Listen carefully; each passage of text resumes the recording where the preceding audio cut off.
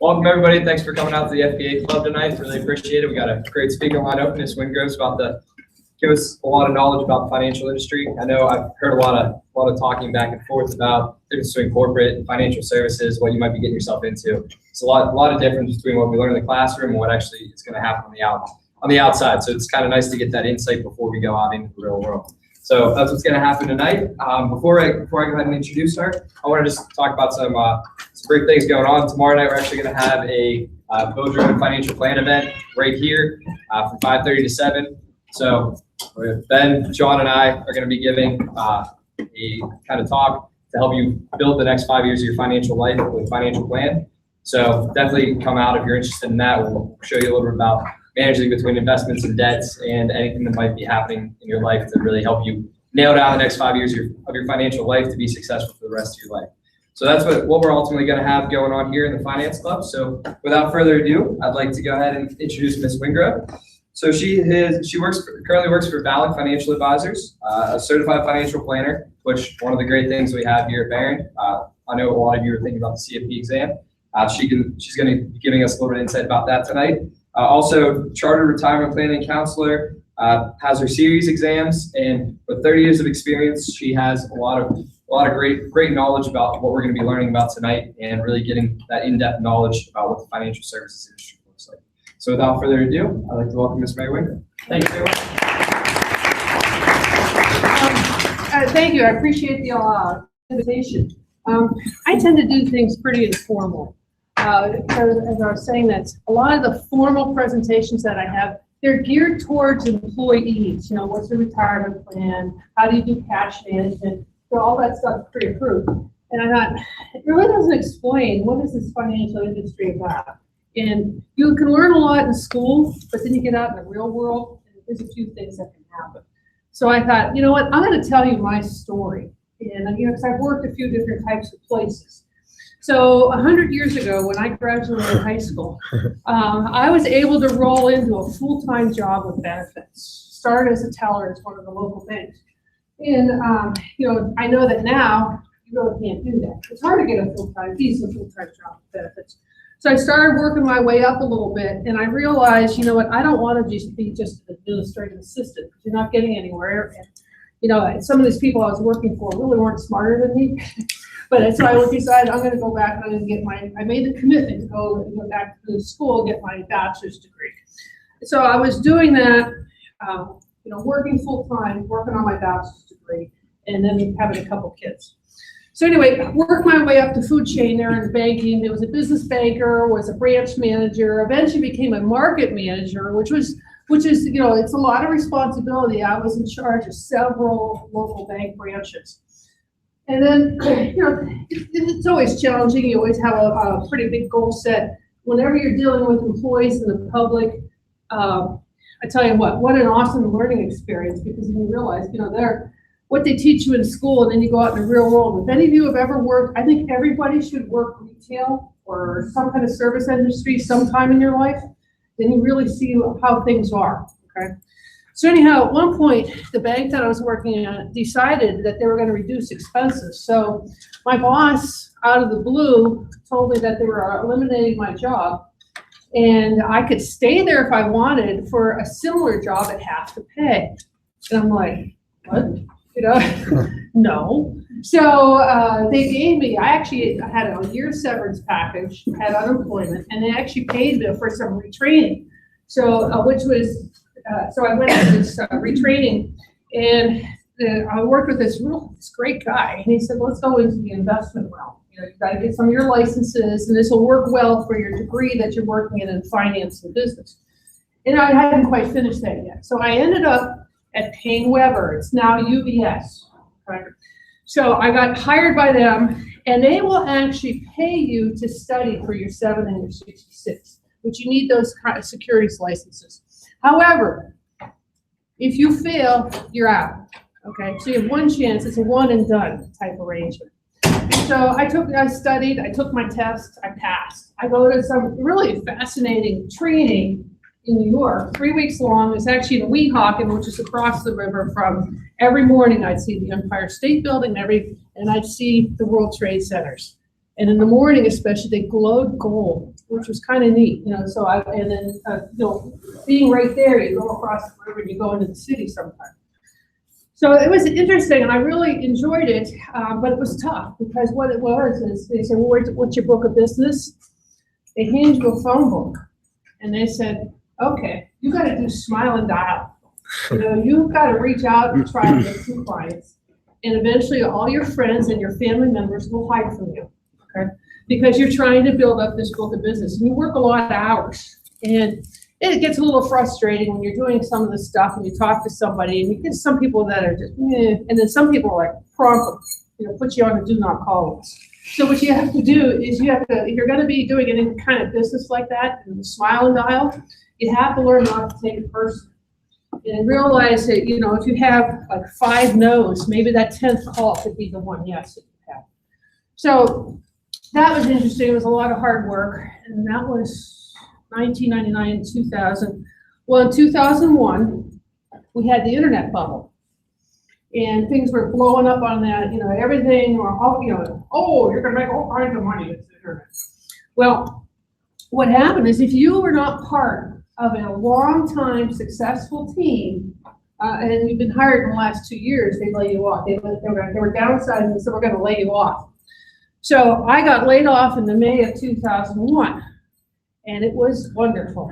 Okay? My kids were little, and I was getting a paid summer vacation. So my husband's going off to work every day. I'm getting unemployment. The kids and I are planning, do we go to the zoo? Do we go to the beach? It was awesome, And then having been in this financial services industry for a while, a few people are approaching me, hey, we got a job here or a job there. I'm like, okay. But I was still having fun playing, because I'd always worked right out of high school.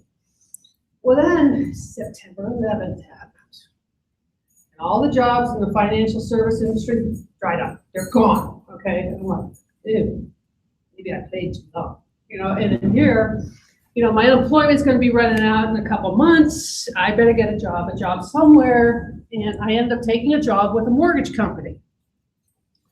Wasn't a big fan of that. I've done mortgages before, and I didn't really like how this mortgage company, I felt, took advantage of especially lower income people. So some of the folks that got the lower credit scores, they were charging them more in fees, and there was just some stuff that it kind of made me feel dirty. Because one of the things I have to say, if you're going to be in financial services, you have to have a certain level of ethics. If something makes you feel dirty, it's really not right. And what really turned it for me, at one point they had a high producer who they fired for falsifying client data on applications just so he could get the loans approved so he could get paid. 2 months later, they hired him back as a trainer and an assistant manager. So yeah, so that stuff can happen. And I thought, I gotta get out of here. So I ended up at one of the local national banks that's no longer in existence. And I was hired as a dual employee. So what is this? You might hear this sometimes if you go start applying for things. I had maintained my investment licenses, so I had an investment goal, but I was also a market manager. So I had to manage some offices, which was kind of interesting because I was, and then when you do this dual role, there's some crazy rules, especially in financial services. So if I'm talking to somebody about a bank product, I had like bank stationery, a bank pen, I had all this bank stuff. If I want to talk about investments, I had to put all the bank stuff away and pull the investment stuff out. And it was just some of these technicalities. They don't want you to have confusion between investments and banking. So we were doing that for a while. And I will tell you, this particular place I was working at, it's kind of the wild, wild west, all right? There were a lot of goal sets that people have. Okay, you have to open so much in checking accounts, you have to have so much in rollovers, you have to have so much in loans. And the atmosphere in this place was more, you get the job done, you get the numbers, no matter how you have to do it, all right? And I remember one time in particular, I went to go talk to one of my bosses, and I remember this very clearly. I was sitting across the desk from him. Mind you, I'm managing several offices, and actually I got picked up my 24 at that point. I was managing licensed people. So I'm talking to him, and I'm saying, hey, there's a couple things that I perceive to be ethical issues. This is bothering me. I want to make sure you're aware. Can I get some guidance as to what I should do on this? And I'll never forget, there he is sitting in his suit, spitting chew into a plastic cup. And he says to me, Mary, don't effing bother me with this S. I don't want to know. And I'm like, wow, that's my boss. Okay. Yeah. So, and it was, so when you hear it, I don't know if some of you have heard some of the stuff that happened at Wells Fargo. They got in trouble for opening checking accounts. They got in trouble for forced placing insurance on car loans and causing repossessions and all this stuff. And I'm sitting there thinking, doesn't surprise me. You know, I'd seen this type of thing. And I'll tell you, like, it was so hard on me because working for a place where people, it's all about the numbers no matter what happens. That, like I said, I felt dirty.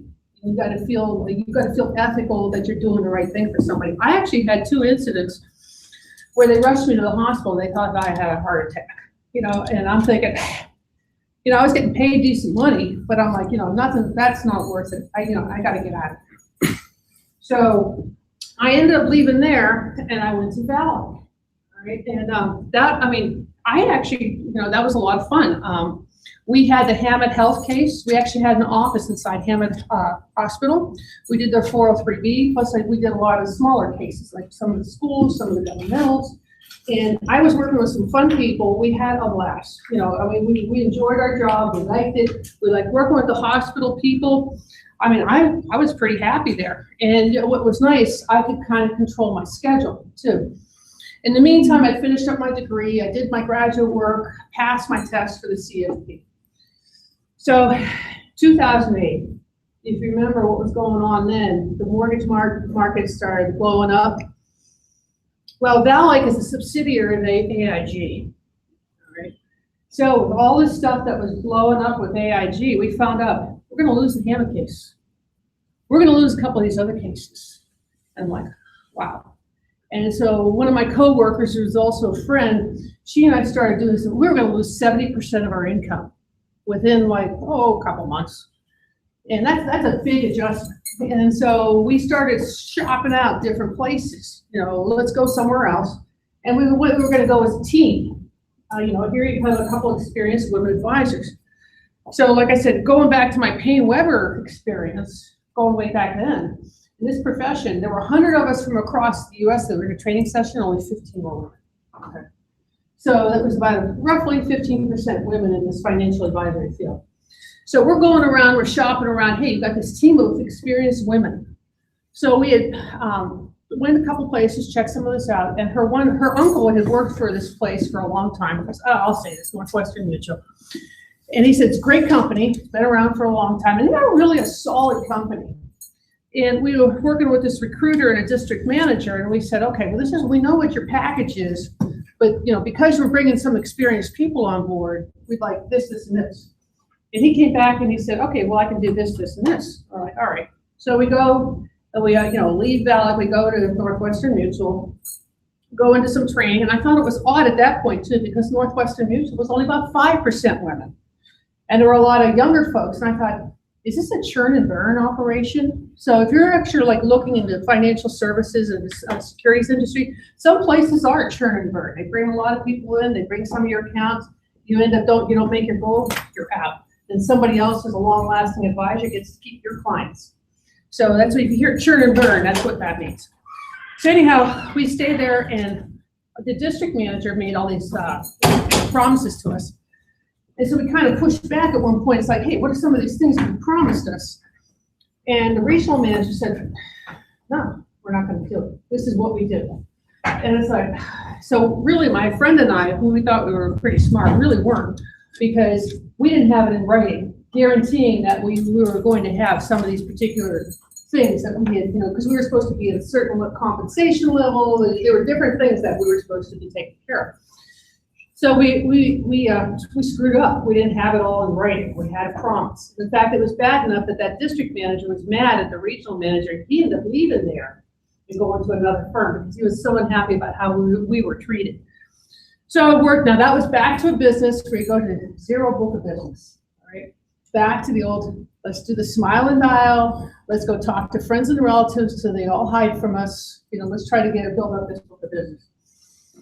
In the meantime, I'm out there on LinkedIn, and I have my CFP, and I get recruiters will reach out to me. It's not unusual to have recruiters calling you saying, hey, they're always trying to find somebody to fill a slot. And so I had a recruiter reach out to me, and he said, I could really use you at PNC Wealth Management, and that would be essentially their trust department. People had to have a minimum of $1 million in investable assets. So it wasn't your normal middle class American. And you would be surprised in this area, the number of millionaires. A lot of it is typical. If you ever get a chance to read the book, Millionaire Next Door, it's true. So I would recommend that book, Millionaire Next Door, because you'd be surprised the number of millionaires that we have around here. Or the people you think that have a lot of wealth, all they have is debt. They don't really have much wealth. They live way beyond their needs. So anyhow, and at this meantime, my husband's at the post office. They're shuffling things around. He may lose his job. So he decided, I need to go to a place that has a more steady income, a good benefits package, because usually the banks will offer you a really good benefits package. So I said, I need to go over here. So what my role was, it was a little bit more back office. So what I would do is I gather information. I would go out on an appointment, let's say to one of our millionaire clients. I go out, there was a salesperson and then there was an investment person. We were a team. We would gather information and we put together financial plans for these people. One of the software packages we used was Navaplan, which if you're going to get into financial services, you may hear about it. I will tell you, I hope that they've worked on it more because it's a little wonky. So I'd spend a lot of time on the phone with tech support trying to get something to work. So anyhow, that was what I did. Plus, I reviewed wills and trust documents, and you'd be surprised how many errors I came across. Because errors, these people would pay thousands of dollars to an attorney to have some of this paperwork done, and I'm reviewing it. I'd find something basic like spelling errors, or I would go through a document and you see something that's like, all right, there's something that's stated here in item number 2C that's contradicted by item 5D. So what happened is some of these attorneys who said, oh yeah, I'll go ahead and I'll do a will for you. I'll also take care of your personal injury. I'll take care of your divorce. I'll take care of your real estate. That's really not the kind of attorney you want to have to work as an estate planning attorney. So surprisingly, working in that position, I found some of these errors. And that was part of my job. And then I was putting together financial plans. And then, of course, we had goal sets too. A little bit different than when I was with the other banks. They didn't really care about checking accounts. There were other goal sets we had to have. And we were part of these teams. And it was fascinating. I'll tell you the honest truth. I had a lot of respect for small business owners who started a business and became very successful. And what I used to really like to do is talk to them. I said, tell me your story. How'd you do what you do? How'd you get here? And it was fascinating. In almost every case, they had one or two failures or near failures. And they worked really hard. They would put in the 70-hour work weeks or whatever they were just focused on getting their business to survive and prosper. So I really like them. I really did not like is some of the people who were, let's say, third, fourth, fifth generation wealth. These people, they were the trust babies. They got all the money and they'd never worked a day in their life. And I can remember one particular case that I worked with, this family down in Titusville, living up on the hill. I think they were fifth generation wealth. I was going through some stuff. They were going to run out of money. They're in their 50s. She'd never worked a day in her life. He was a part-time golf pro. That's all, okay? And their kid, who was in his 20s, apparently didn't get it about working too. He was kind of sort of going to school. He had just taken some money out of his trust and bought a Porsche. So tell them, you need to get rid of the vacation property and Myrtle Beach. I think it was in New Jersey. If you want to be able to survive, either that or you're going to have to start working full time. Now, they didn't really like me about saying that. But there were others at the bank that kind of backed it up. Now, I don't know what eventually happened to these people, but they were going to run out of everything within 7 to 8 years compared to they were in their 50s. So and this kind of stuff does happen. So anyhow, we're part of this team, and we had our goal sets, and it was fascinating because, we were working on these team projects. So what if we scored a deal and we got credit for like scoring, like maybe bringing some rollovers, doing some of these things. And I was supposed to get a portion of everything that happened with some of these teams. Well, our particular boss of our teams, he had some favorites. Then he would say, I'd say, okay, well, I was supposed to get 30% on this deal. How come I only got 5? Well, Susie did this or that or whatever. And so he was taking care of some people that he would personally go out to dinner with and have some things going on. And I'm like, and I couldn't really say much about him, but it was tough. And there were times that there would be a large group of us in a meeting, the employees, and there were a couple things that he would say very snipey. He was almost like a high school girl. It was just, and I thought, am I in high school? Why are you talking like this? It was just really silly. And a couple times, and I thought it was just me, and people afterwards in the meeting said, why is he picking on you? Well, I found out later on, he didn't like for the fact that instead of buying some of my clothes at Talbot's, I was buying at JCPenney's. And some of my shoes I was buying at Payless, maybe not Macy's or something like that. So he didn't think I was professional enough. I'm thinking, great. So, and I thought, you know what, you're not going to break me, buddy. So I hung around for a while, and I says, being a CFP, being a female CFP, still getting recruited by people all the time, even though I have this job, I have a steady income. My husband's position stabilized over at the post office. So finally, I got recruited by a property and casualty insurance agents. Now, I did not become licensed for property and casualty, but the way this worked is the agents would man their offices and take care of their employees, and they take care of property and casualty. I would take care of their clients that had investments or life insurance. So I had several offices that I would work with. And at first, when you go into it, they were kind of like, oh, yeah, okay. And they were not really doing too much in a way of helping me out. And I said, all right. So what I did is I went out on my own. I bought my own software because this company didn't pay for that. I bought my own software, and it was good enough. I think it might have been Smart Money, but I don't remember for sure. But it made good looking reports. So I bought that, and then what I did is I went to the employees, each one of my offices, and I said, hey, why don't I run a financial plan for you? And nobody had ever done that before, because they, of course, were not high net worth people, and I needed the agency owners. I said, let me do that for you. So I ran plans for them. They're like, oh, wow. So this is what a financial planner does. And they were impressed with that. So they were starting to refer more of their clients to me. And then, too, when I'd be some of these offices, phones ringing off the hook, people are walking in the door. Maybe I wasn't that busy. What I would do is people come in the office, I'd say, hey, I go up, and rather than ignore them, I go up and say, what are you here for? Who are you here to see? And I find out, and I couldn't really do anything for them, but I said, can I give you some coffee? Can I give you some water? Why don't you have a seat? I'll let them know when you're, as soon as he's available, we'll come over and see you. Or if the phone's ringing off the hook, I would answer the phones, take some messages. I really couldn't do much, but what was the reason I said I'd do that and stuff like that is because then they looked upon me as part of the team, and they were referring business to me. Right? And that's kind of what you need to do if you're going to build a book of business. So we had clients we were allowed to call, but what would happen is I started getting some of the agents' business. I started getting some of their employees' business. They were referring some of their friends to me, which is pretty cool. I won a few trips.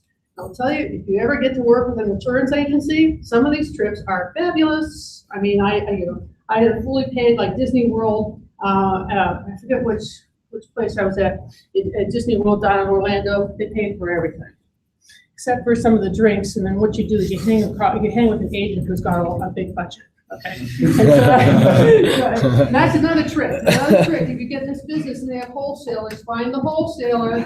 They're the ones with the unlimited budget. So whether you're in a wirehouse, whether you're an insurance agency, or find the wholesaler. Because in fact, I was at a meeting down in Mars.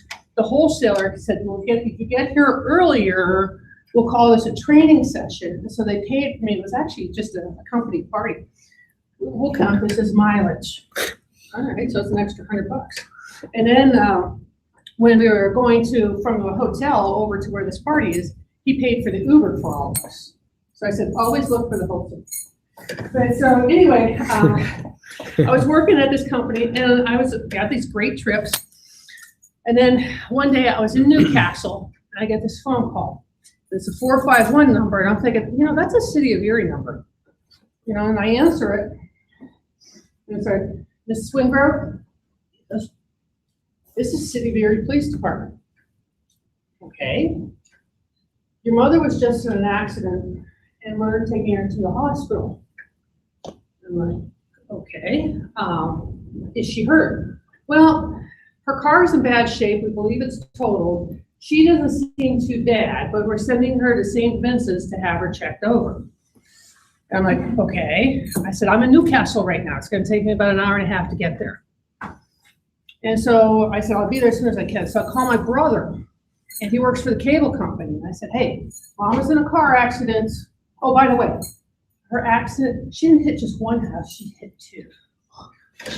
She somehow she got her foot slipped. She backed down her driveway, across the street, clipped one house and then totaled the other house. Caused $45,000 worth of damage on that second house. Anyway, and she was actually fine. She's talking to everybody a little banged up. These depression babies, the toughest. So anyhow, my brother, he's outside just east of State College, just west of State College. He said, this is going to take me 3 hours to get in. And I said, all right. And I said, is your wife in town? And he's got a hold of her. So she was able to go be with my mom while my mom was in the hospital so I could get there. And I was my mom's POA, so I could take care of a lot of things. And I realized, even though I'm having a good time, I'm building my book of business, I really can't be some of these places like this place I was covering. I was going as far over to St. Mary's and Emporia. That's anywhere from 3.5 to 4 hours from here. And so when I go over and cover that, I'd stay there for a couple of days and then, just stay in the hotel. And these people out in these remote areas, they don't expect a CFP. CFPs don't go to areas like this, where some of these areas where there's more bear than there are people. And so, I was doing okay there. So anyhow, I thought, you know what, I can't keep doing this. My mom was getting a little bit older and she was having some health issues. So in the meantime, my friend that I had left Valak with in the first place had gone back to Valak already for about a year. And I said, hey, and I told her what's going on, what happened to Mom. And she said, you know what, come back to Valak, they want somebody. I said, well, let's meet with our boss. What was really nice is, I was gone 5 years, but it was like I knew everybody. So we didn't have the hammock case anymore, but then we still had other groups that we were working with. And we got past the whole AIG stigma. Because AIG didn't take money from the government, but they turned around and paid it back plus the interest. So back at Valak, which that's where I'm at right now, and I'm happy. I'll stay there till I retire. Right? Do I have goal sets? Yes. Okay. Now, people though that I work with, like when I talked to my boss when I got retired, I told him what's going on with my mom. I said, I need to have some flexibility with my schedule because if Mom goes to a doctor's appointment and doesn't like the news, she chooses to forget about it. Okay, so I need to know I have to start going to these doctor's appointments all the time. She'll lie. And so, and my boss was like, okay, Mary, just work your, you've got a goal set, you control your schedule. So what I would do is I'd maybe go work someplace because what we would do is we go to different groups. Like maybe I go to City of Erie. I'd actually go I go to the City of Erie Police Department. I sit down in the police department and meet with the officers that are coming off the 3rd, the ones that are starting at 1st. So I'll meet with them. And then what I would take is maybe a couple hours off during the day, take Mom to the doctor, take care of a couple of these things, and then I'd work in the afternoon. So it was really nice. I could control my schedule. And so that worked out really well, and I started just keep my boss in the loop, and I maintained my goal sets. Well, it was the end of 2015. My mom was diagnosed with terminal because AFib they couldn't do any more for her. So they told her she had anywhere from 6 days to 6 months. And she promptly turned and said, you're right, I'm going to outlive you all. Okay? Like I said, one of those feisty depression babies. So what I did is I got a hold of my boss and I said, hey, this is what's going on. Right? I'm going to have to spend more time with her. There's a lot of things that are happening. And he was like, all right, Mary, you got your goal sets. And if you need some help on some things, I will get you some help. What a difference from this other employer who told me they didn't like the way what kind of shoes I bought and what kind of suits I had. A lot different from the other employer that was doing things that were highly unethical, and I was told that they didn't want to be bothered with that stuff. Okay, so I'm like, okay, this is cool. So what happened? It was It's February 2016. She fell, had to go into rehab for her hip. While she was in rehab, she had a stroke, lost control over the right side of her body. And so when my brother and I went to go talk to the doctor, we said, okay, he said, she can't go back to her apartment. She's going to fight you on that, but she can't go back to her apartment. He said, what facility do you want to put her in? I said, she's not going to the facility, she's coming to my house. So I used hospice, I used home instead, who had been working with her. And then I was still working, but not as much. I was really my mom's primary caregiver. And I had family members help and stuff. So I told my boss, I said, this is what's going on. And I know I have goal sets, and I know that, technically if I don't make some of these goals, that I can be fired. But I want to tell you, this is it's primary, I'm worried about my mom, I have to do this stuff. But the beauty of that was the last 3 weeks that she was living, we had people coming and going, we had food the whole time, we had an open bar, we got a hold of people that we hadn't seen in years. So on March 27th, 16, it was Easter Sunday, Mom passed away while I was holding her hand. What was nice is I had an employer that let me do this stuff. My brother working for the cable company couldn't do that. My mom didn't die with strangers, and then actually what was nice is my bosses got together, sent this gorgeous basket, the flowers and a really nice food basket, and they didn't pressure me too hard about some of my goals. Whereas other places, they're giving me a hard time because I'm not buying, my suits aren't expensive enough. So why do I say all this stuff? I've worked a lot of different places, okay? I've worked in the banks. I've worked for the wirehouses. I've worked for the insurance companies. In my case, having control over my schedule is worth a lot. In the bank environment, you usually have to work a certain schedule. It'll be like, okay, the bank's open from 9 to 5, we need to have you there. Or at least if you're not there, you gotta explain where you're at.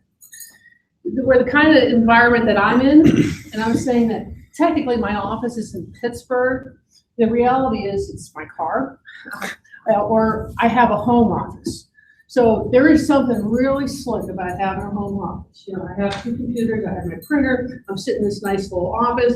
My husband has fixed it up for me. It's very comforting. I have like music in the background. I can look out on the streets. I can look outside. My dog is right there. So it's just really, really a nice environment. The only thing is working in a house, it's very distracting because all of a sudden you go through and like, my bathroom looks pretty bad. I better clean that. I need to run some laundry. So you have to keep yourself from getting distracted. I was saying that one of the problems I have working from a home is trying to teach my family. Because my husband, I've been working on stuff, I'm working on a computer, I'm making phone calls, and he comes in, oh good, you're home, so you can do this for me. No, and I'm gonna shut that door, you leave me alone.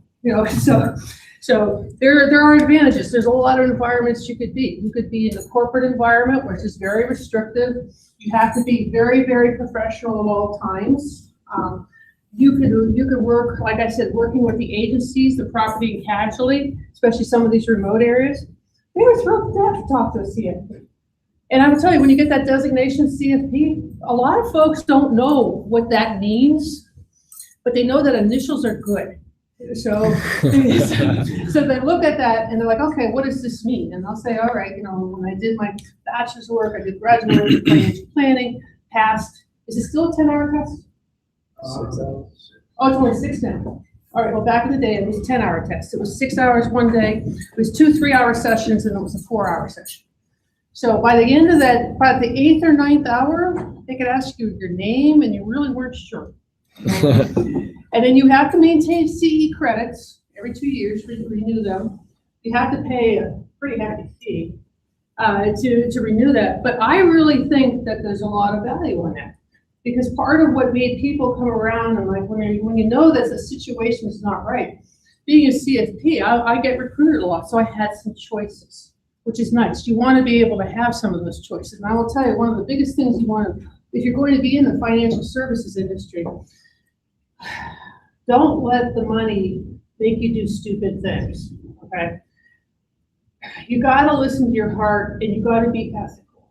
And what happens is there are some of these types of products that you can have, you can make a lot of money. I know people that make over $500,000 a year in Erie, okay? So if you're making that kind of money in Erie, you're living pretty good. And some of them even more. you just have to be careful that you don't do the wrong thing for somebody, just because they're pursuing the money. So always, like I said, maintain your heart, do the right thing. I said to people, well, I don't want to do the wrong thing and be in the frozen food section of Wegmans and have somebody start yelling at me because they feel I ripped them off. So that would be some of my advice on some of that.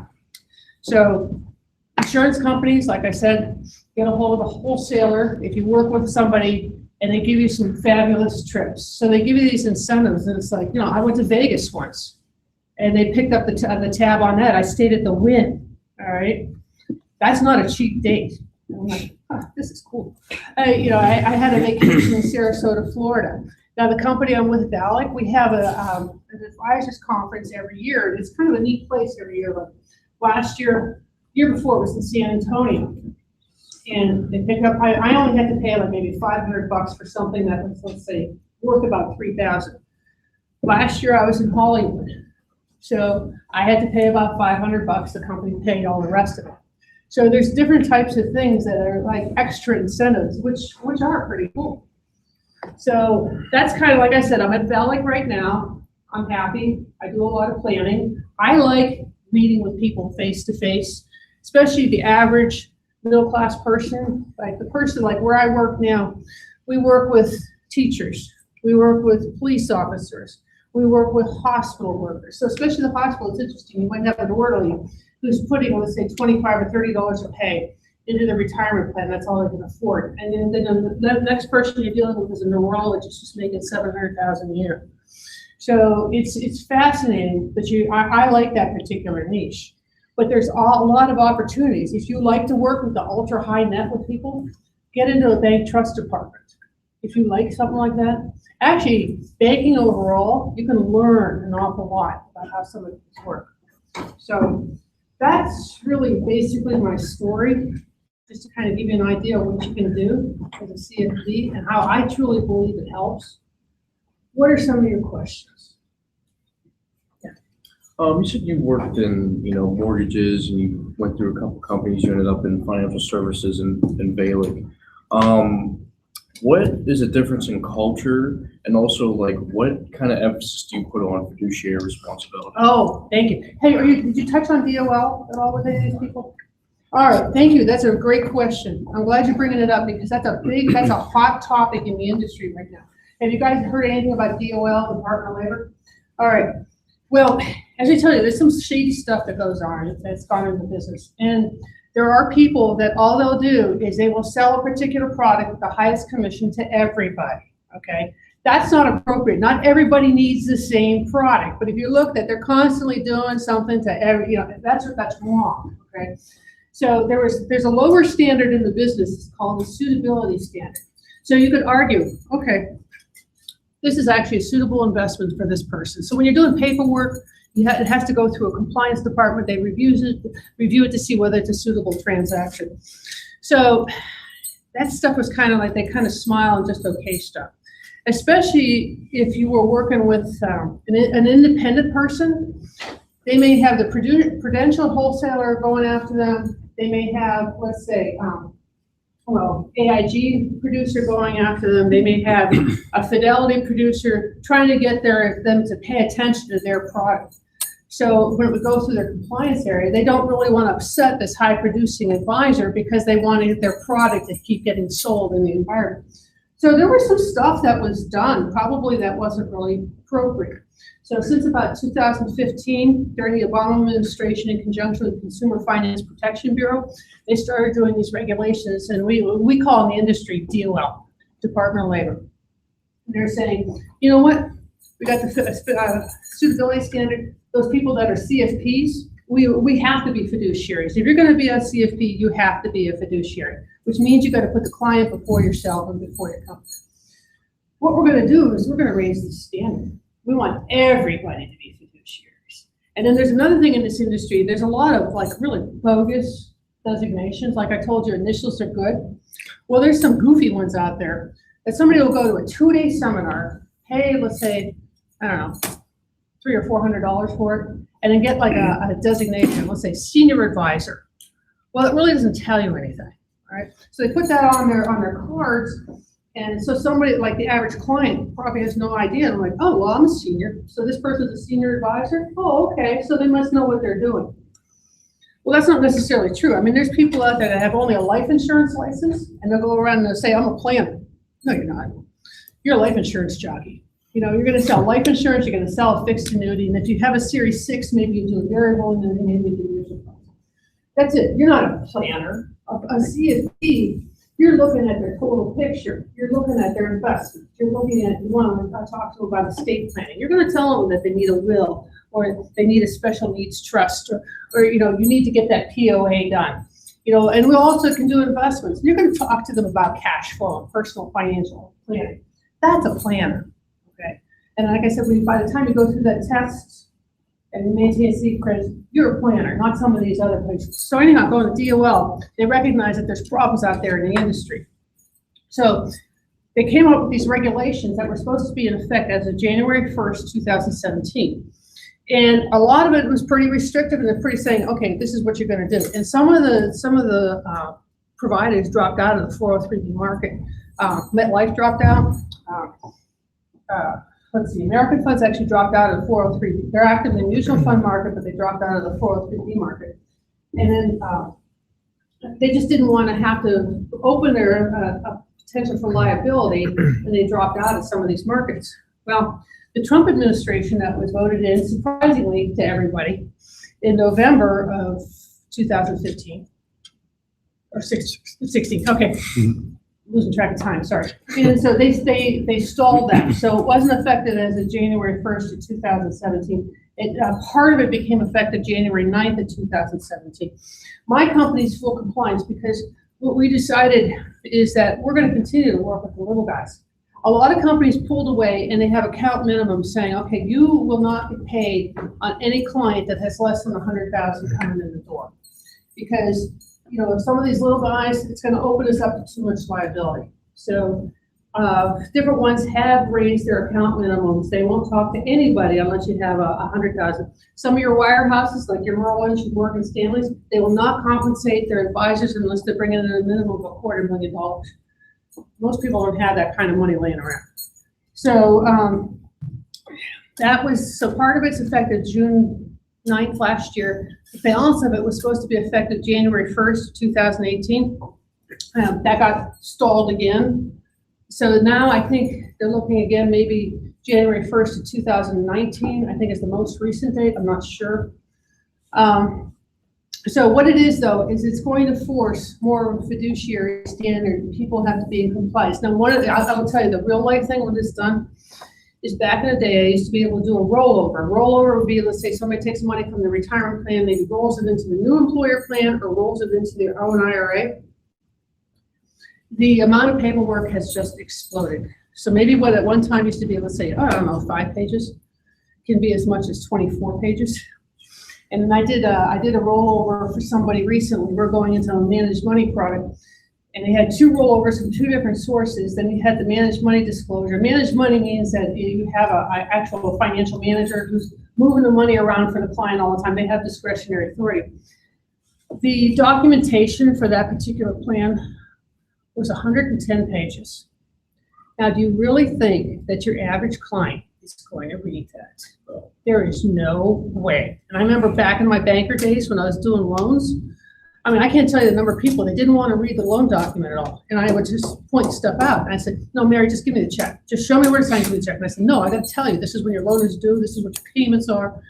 But so do you think somebody's going to look at over 100 pages worth of documentation? Not going to happen.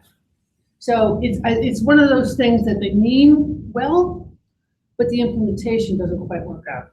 So thank you for the question about fiduciary standard. What other questions?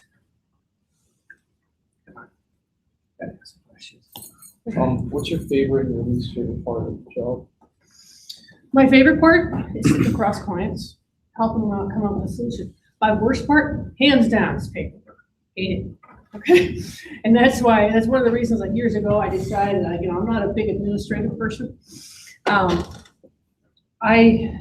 went and got my bachelor's degree and my CFP, hoping that I wouldn't have to do paperwork.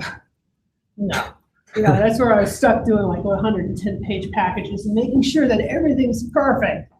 Now, luckily with computer programs and DocuSign and these different things that we can, it'll, as you put information here, it'll pre-fill in other places. So it's a little bit easier than back in the day when I used to do it on paper and hand fill it and they couldn't read my writing. And so stuff would get through wrong.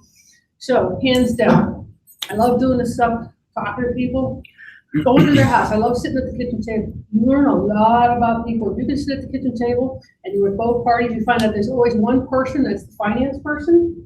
So you want to always, and I will tell you, advice if you go out in this field, do not ignore either partner, okay? Even if you kind of figure out who's the finance person, try to position yourself in such a way that you're between the two of them. And maybe you could be at the head of the table, have them both here.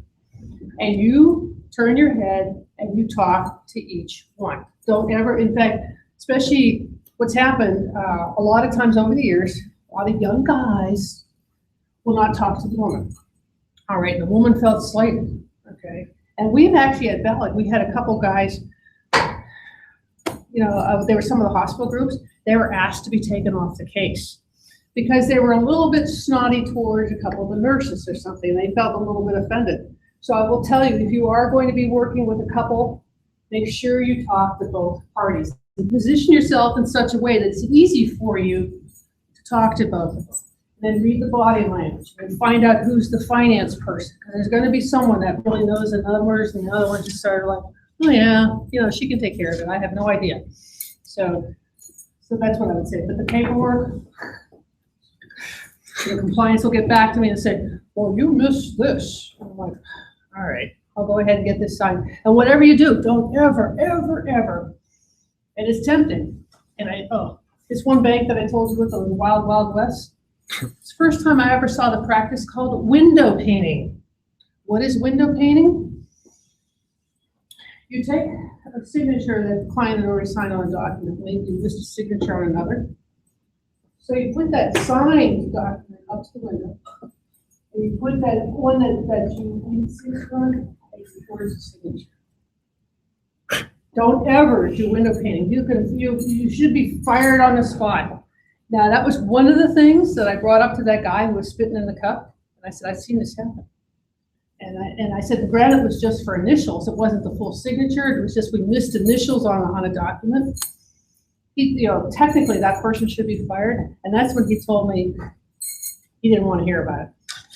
So don't ever think it's expedited for signatures or even initials, because it's just not worth it. It's not worth it. What else? Yeah. So as far as talking about CFP, like kind of what value is body? All right, well, I've seen some surveys, and I'm trying to think, the last one said that they said that having a CFP is worth anywhere from 40 to 60% more income than someone who doesn't have it. And I think now with DOL, because eventually, even if it gets pushed back by the Trump administration, the barn door is open. People are starting to hear more about fiduciaries, and they don't want to be ripped off by their advisors. So the SEC has been talking about doing some kind of fiduciary. Well, they really haven't. So this is poor. The Department of Labor is forcing the SEC to come up with something. So I think it's going to be there. So definitely, like I said, having a CFP, having these designations, I can see where a lot of the financial companies are going to push a lot of their advisors to pick up a designation, a legitimate designation of some sort. And CFP is going to be one of them that they're going to want. In fact, one of the banks, I remember PNC Bank years ago, they actually paid for several people in their trust department. Go through the process of getting a CFP at Mercer. Now, not everybody passed the test, and so they decided not to continue with that project because they put a lot of money in. And the CFP test, I think it's still about a 40% failure rate, isn't it? Yeah. Yeah. Passes about 60. Yeah. So, okay. That's an expensive test. You pay thousands to actually take this test. You study for a long, long time. You put literally years of classes in it. So you go to take this test and you fail it. That's really risky. And so what happened was the bank, didn't continue with that project. But I think that it was meant well, that they wanted to make sure that it looked upon that all of their advisors were legitimate advisors. So yeah, so I think it's going to be worth even more. And then what happens is people say, well, all right, well, the advisor is dead because we have robo-advisors. You can go online, you can figure all this stuff out, just put it in an index fund. That's not really true. And you'd be surprised the number of younger folks in their 20s who really want to sit across the table and talk to somebody. You guys are much more adept on technology than I am. I know just enough to do my job, and technology passed me by. Right? If I have trouble with my phone, I go talk to the 9-year-old that lives across the street. Kayla, can you help me out? And so, I mean, it's just, that's what it is. But robo-advisors, they have their niche, okay? And in fact, especially with some of these advisory firms and these firms that said, we don't want to talk to anybody that has less than 100,000. If you have less than 100,000, you're going to have to go to a robo. Well, with a lot of this volatility, I was reading some studies, and they said those that were robo-advisors fared worse than those that didn't, because when it's all algorithms talking to each other and there's no human intervention, it doesn't work so good because the machines are just talking to each other. So it's important that people want to talk to a person, even if it's just to validate what they think is the truth. Or some of them, if they truly, I can't tell you, I probably, especially with some of our groups, we have more middle class people, your ultra high net worth people, they tend to have, because they have money, they tend to understand money a little bit better, but not all of them. Not all of them. You're surprised the number of doctors and lawyers who really don't get it. But these middle class people especially, they want to talk to a person. They want somebody who can bring it down to common sense language. Because they said, if you start talking about equities and indexes and stuff, and they're like, their eyes just glaze over. So I said, okay, you can buy some stocks, hear about the market, so you just you go down. And part of where I work at, they expect us to educate. In fact, one of my goal sets is I have to do seminars. I do seminars where I go before a group of employees, and maybe we talk about cash management. Then we talk about insurance overall, what kind of insurance you need to have. We talk about a little bit about estate planning. So part of our role is to educate people so they feel better about their money. Yeah. You mentioned things that they can put their money in. Other than stocks and bonds, can you talk about other asset classes that you offer to clients that they can put their money in? Well, it's interesting because there's a lot of asset classes. Like for instance, I'm also on the board for St. Mary's Homebury. And because it's a larger endowment fund, we can get a little, and the investment policy statement lets us go a little bit, cut some other areas. Some endowments and boards and what have you, they're very restricted as to what you can invest in, but they kind of open it up a little bit. So of course you have stocks, bonds, cash, MLPs, master limited partnerships, which are usually affiliated with the oil and gas industry, real estate investment trusts, commodities. So commodities, you're looking at natural gas, oil, precious metals. You're not going to find really a precious metals fund on most employer plans, because there's a lot of risk in that, because there's a lot of up and down as far as precious metals go. So those are just some of the categories, the extra categories you can go in. It used to be back in the day, the average person could only get maybe stocks, bonds, and cash. That was it. So they've kind of opened it up where, an individual can get into REITs, MLPs, all these other types of commodities. So because it really makes sense. You need to have a diversified portfolio. So you don't want to be too heavy in one particular area, because then you start getting into, do I want to be domestic? Do I want to be large cap, mid cap, small cap? Do I want to go international? Do I want to have emerging economies? Because especially if you look at, I do a lot of webinars that are being put on Vanguard or Fidelity. And then I was at a conference a few months ago, last year in Cincinnati, and Jeff Dunlap, who was a huge bond manager, was actually one of the speakers. So it was interesting. This guy, who was right up there, he's not quite as famous as Bill Gross, but he's pretty famous. And he was talking to our group. There's 500 of us from across the U.S. I had lunch with somebody who's doing the endowment fund for Texas A&M. So you're big money people. So he's talking, and he said, you know what? High yield bond, the premium and the risk is not worth premium that's out there. So he says, I wouldn't invest too heavily in high yield bonds. This is coming from one of the experts in the industry, talking to the 500 of us from across the U.S. who have, like I said, some of these people are running major endowment funds. So there's high yield bonds. There's what we used to call junk bonds. People didn't, that sounded bad. So we thought we'd just change the name, it's still junk, and so, but you get a higher rate of return. So those are some of the different categories. And what's nice is there's some really nice computer programs out there. And depending on where you're at, your employer may have good programs. They just say, okay, I want to put together a modern portfolio for somebody, and it'll actually, they make it easier for you to spit something out. So you can come up and, okay, I need to have somebody, I want to have them in a little bit of big cap growth. Maybe I want a little bit of small cap value. So there's some nice programs out there that make the job a little bit easier. Thank you. What other questions? So you're 21 years old. A couple times over. So where would you say they would get their best training? A bank, a ballot, insurance agency? Using it even just as a stepping stone. Yeah, exactly. I would recommend you probably want to go someplace. Now, it's funny because at Valley, where I'm at now, we have some people that started at the age of 22 and 23. There are a couple of people, they stayed with the company because they liked it. Because you go right into the book of business. If you can start out and you have somebody you can talk to and then work from there, it's so much easier than starting from zero. They have a pretty good training, but I will tell you, sometimes they send you out in the field, and unless you can connect up with an experienced advisor, you kind of feel like you're a house, okay? Because you don't necessarily know what's going on. Some of my best sales training is at the banks. What's nice too is you get an overall view of how all this stuff interconnects. How does the banking side connect with the investment side? How it all works together. So I thought that was pretty good. The wirehouses, that was 3 weeks worth of training over in New York. So that was pretty interesting.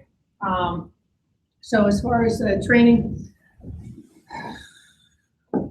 some of the best sales training I had was at the banks. The wirehouse, like I said, it's interesting. It's just that the goal sets are pretty high over at the wirehouses now. A place, like I said, I'm with Valley, they have a pretty good training. That one property casualty I was with was Allstate. They really didn't have much training. I had like 1 week in Chicago. But yeah, I didn't think it was quite as good as some other training that I've been through. Now, what you probably want to do is maybe even talk to people in the industry that seem successful, where they're working, and see what they think about their company that they're at. So banks start people with the book of business? Well, you know what they usually what they'll do is they'll put you in the branch system, and then so there'll be already a book of clients that's attached to that particular branch. They want you to grow that book. So you got to start servicing it. And actually, what's a really good way to get started in the business, if you can be somehow attached to somebody that's, let's say at the wirehouses, if you can be part of a team, going as a junior advisor. And I had a junior advisor for a little while about, and it's kind of because he'd gone from the computer business into the finance. So he was my junior. So I gave him part of my book of business, and I worked very closely with him. I probably would have talked to him 3 days a week. And we would kind of go over stuff and discuss cases. You learn a lot if you can be a junior advisor to somebody. You hook up with a very successful advisor. You can learn a lot. You learn how to do the paperwork, how to talk to people. So junior advisor is another way to do it too. But to just go out cold and try to build a business from zero, that is really hard. And that's, like I said, one of those churn and burn type businesses. What else? It's kind of warm. Yeah. Besides all the perks that come with the job, do you like the job like itself, what that perks, Yes, I do. I do, because I feel that I'm helping somebody out. And that's what I'd say to a lot of my hospital people, because unfortunately, hardly anybody has a pension anymore. My governmentals will have pensions. Very few, let's say a lot of hospitals, if they had a pension, they froze it. So all they have is payroll deduction plus maybe a small match of, let's say, 3%. So you put in 3, you get a match of 3. Are you going to be able to retire on 6%? No. Okay, you can't. You're not going to be able to afford retirement. So what I really like is talking to people, and I feel like I'm helping people out to try to explain this is what you need to do with your money. And then they'll say, I know I'm supposed to do this. Susie Orman said I should do that, or I should, and I said, well, there's all kinds of information on the internet. Not all of it's good. Like that ad, I'm a French model. So I don't know if you remember that from a couple of years ago. So a lot of stuff on the internet's bad. So I'd have to say, yes, I feel like I'm helping somebody, that I'm kind of imparting my knowledge. And so I'll tell my hospital people that they're kind of like, oh, well, I'm kind of apologizing. I said, listen, when it comes to healthcare, I know about Neosporin and a Band-Aid, okay? So, which is why I go to doctors and hospitals whenever my family and I need some help. And then like some of my governmentals, like some of my streets guys, some of my maintenance guys. You gonna break these fingernails? Are you kidding me? So I'll tell them, and they'll say, oh, Mayor, I should know more about this. And I said, listen, I have no idea how to fix that plow truck, okay? I know how to put gas in my car. I did know how to do an oil change years ago, but that's about it, okay? I'll pay somebody. That's just not my forte. We just can't be experts in everything. So it's one of the things that helps when you're talking to people, just acknowledge that they have a level of knowledge in their particular area, and then say, I don't get it. I don't know how to do that. I can't be a nurse. Oh my God, no way. I'd never want to do that. In fact, like when I had to take care of my mom, I had to ask the nurse in the hospital, how do you change an adult diaper? Right? I'd never done that. Well, in fact, what's funny is when my husband and I had our kids, we're both college educated people, all right? So I had my son, we're in the hospital. I'm looking at this baby. Neither one of us had ever changed a diaper before, okay? So we're like, we need a little help, and so the nurse is laughing. She's teaching us how to change this diaper. Well, if you have a baby, I tell you, no time at all, you get really good at it because you have to. But there's different skill sets. So like when I work with some of my medical groups, I said, I had to ask for help. I didn't know how to do this stuff. And even like if you're working with an invalid, there's a certain way that you have to move them so you don't destroy your back. You don't hurt them. That's a skill set I don't have. So when you're working with clients and they're kind of, or maybe even a little apologetic or afraid to ask questions, I'll tell them, please ask some questions because, I have no clue what you do. My job is just to help you feel a little bit more comfortable with your money. What else? Can you give us a rundown of how you would analyze clients' financial position and help them achieve their goals? Well, we actually have what's really nice, some of the financial software. So, and this is where the nerdy thing comes in with me. I like to plug in all this information. And we have some really cool programs. So we can plug this in. We have what their annual income, how much they're saving, what are they trying to achieve. You can plug all these different variables into the software. It used to be more paper and pencil, and you're trying to do some projections, and it's really hard. You look on a calculator. It goes back in the Stone Age. And now they have programs where you can plug in some of this stuff. And what's nice is I was one of my groups. I was at Butler Township this morning, and I worked with a couple of police officers. They weren't sure where they were going to head. Police officers always retire early. They can't, if the job gets to be too much, they want out. And they can usually get police officers and firemen can retire early. So I was able to put in, okay, this is what you're currently paying, this is what kind of pension we anticipate. They don't get Social Security either. So, we do these calculations, we figure out, okay, if you work part-time when we're like, let's say you retire at the age of 53, you're awful young. Maybe you want to work part-time in the field and street. So let's plug something. It'll actually go in there and move some of this around and give you an idea. And it comes out with numbers and it'll gives you a kind of a cool graph. And you can go in there and touch it and say, okay, if we change this to where instead of saving $100 a month, you save $200 a month, what does it do to your numbers? And you can watch all that change. So when it comes to like doing like financial planning like that, that's really useful. And just about any organization you're going to be at is going to have some kind of financial planning software. They have to. Like I said, when I was at Allstate, they didn't have it. That's why when I'm talking, I kind of shopped around, check it out. And then like for the average middle class person, it doesn't have to be too, you don't have to have a lot of bells and whistles on it, but you can come up with a clear report. And people are happy because, people will plan more for their vacation than what they'll plan for their future. And it seems like a lot of times people are in their 50s before all of a sudden they think, oh my God, I better do something. And so they need a little help. And actually, if you could, like in your case, I will tell you, when you're out in the real world and you get to some kind of employer plan on your own, make sure you participate. Like a lot of times what happens when I talk to someone like 20-somethings, they're so focused on their student loan debt. The student loan debt is just ridiculous. Okay, the amount of student loan debt, I said, like I have a friend of mine, her son had moved to a couple different colleges out of state, had $120,000 worth of debt for a 4-year degree. His monthly payment is $1,200 a month. Luckily, he's got a job in cybersecurity, so he's good. Well, a lot of my county employees, they have to get their masters to do a little bit better. If somebody's a caseworker, they don't make that much money.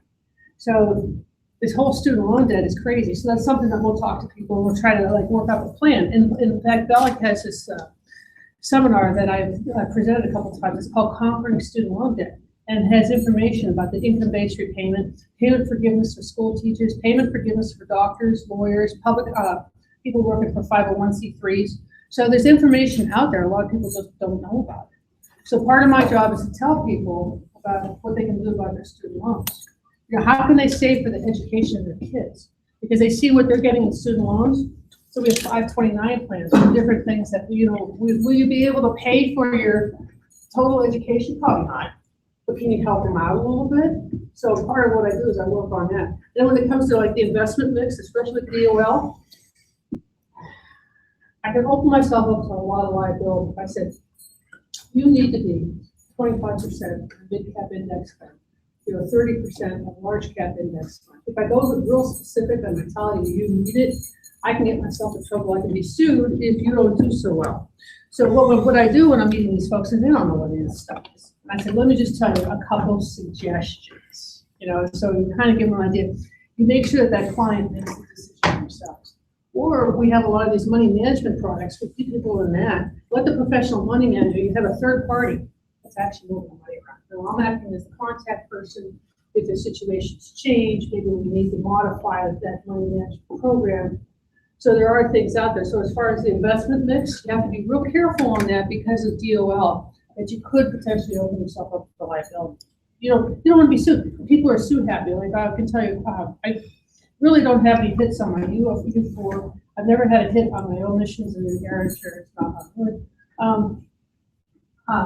But one time in 2014, I got a letter that was sent to Bellick saying, in 2007, this person told me to move his funds from moderate to aggressive to moderate.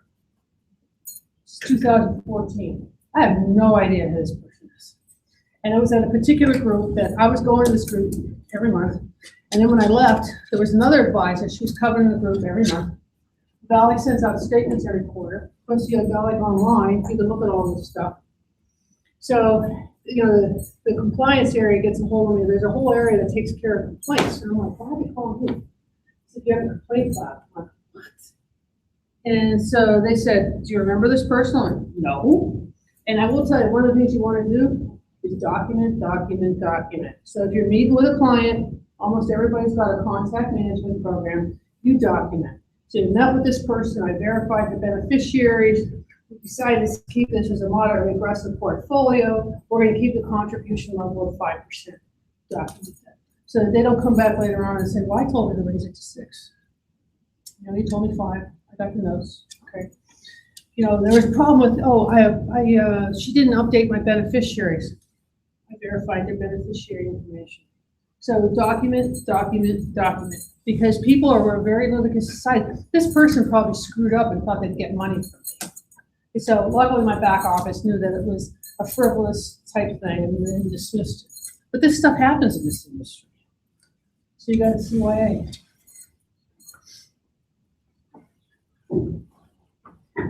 What else? We got time for one more thing to answer the question. You mentioned student debt and pension debt as well. And people are talking about that being a big issue and potentially like a next big bubble that could pop. With an impeding financial crisis, how do you advise someone on what to do with their assets? Well, that's where I have to talk, and I have to, because you can look at programs, you can look at numbers, you look at when somebody wants to do something. You have to talk to somebody and see what their internal risk tolerance is. Years ago, I met with somebody, and she told me I was moderate. We got her all set up on something. She got a statement. She lost $4, almost lost her mind. So I had to sit down with her and say, obviously, we didn't quite understand what you meant by moderate. So I had to change her portfolio. So one of the things is I ask a series of questions. Almost every place has a specific, like a risk tolerance questionnaire. Go through that risk tolerance questionnaire to verify exactly where is that person's head at. So maybe, like in this particular case, we worked it out, we thought she was moderate, she's actually conservative. So I documented all that, did a risk tolerance questionnaire, I have it in a file. So when people are getting nervous about things, because people that have been burned by 2001 and 2008, they saw a lot of this volatility, like, oh my God, what do we do? Is it, everything falling? So then I'll talk to them, I'll say, hey, okay, when are you retiring? 5 years. All right, the day you retire, are you gonna spend every dollar that day? Would you, no, I won't need it for another 10 years into my retirement. All right, because if you needed this money within the next 5 years, then we're gonna make that money really conservative. Because if there's any, like, we kind of figure out roughly what your cash flow is. If you need this money, if you need so much money in the next 5 years, that money has to be really, really safe. We can be more aggressive with a little bit of your long-term money. So what it really does is it comes down to, you gotta talk to that person, you gotta kind of get where their head is at. So some people, like I was talking to a guy and I said, you know what, you really probably should rein this back just a little bit. No, Mara, I still want to go with this. I'm like, all right, but just let me tell you, it's volatile. We're at the long end of a bull run. It's one of the longest bull runs in history.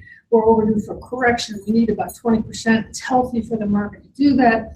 You know, it's up to you. We're going to do whatever's right. But just know that, you know, a month from now, we'll be 20% down. Are you okay with that? So, you know what? And then I documented, you know, spoke to Carl, brought up this, put that in my notes. So on this day, this is what he said.